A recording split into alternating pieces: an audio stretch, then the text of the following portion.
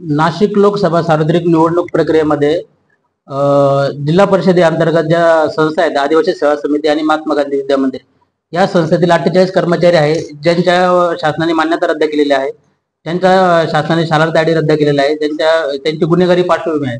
म्हणजे जे खाजगी सम आहे त्यांच्या शासनाचा त्यांचा काही संबंध नसताना असे 48 कर्मचाऱ्यांना शासनाने किंवा संस्था चालकाने निवडणूक आयोगाकडे त्यांची नावं देऊन त्यांच्या मार्फत निवडणूक कामकाज घडवून आणलेले आहे. परंतु हे शासकीय कर्मचारी नसून ते खाजगी सम आहेत, त्यांच्यावर विविध स्वरूपाचे गुन्हे दाखल आहेत.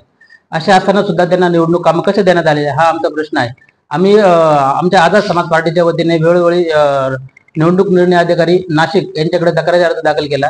त्यानंतर जिल्हा परिषद शिक्षणाधिकारी माननीय प्रवीण पाटील साहेब यांच्याशी संपर्क साधून त्यांना वेळोवेळी तक्रार अर्ज दाखल केला, वेळोवेळी निवेदन दिले, परंतु आमच्या तक्रारीची कुठेही दखल घेतली नाही. आणि जे बोगस मान्यता रद्द झालेले बोगस कर्मचारी यांच्याकडनं कामकाज करून घेऊन त्यांच्या मार्फत मतदान केंद्रावर बूथ केंद्रावर काही गैरप्रकार झालेला आहे असा आमचा संशय असून त्यांची चौकशी होऊन त्यांच्यावर फौजदारी स्वरूपाचे गुन्हे दाखल व्हावे. आणि जोपर्यंत त्यांची चौकशी होत नाही तोपर्यंत 4 जूनचा जो निकाल आहे नाशिक लोकसभेचा तो निकाल राखून ठेवा अशी आम्ही निवडणूक आयोगाला मागणी करत आहोत.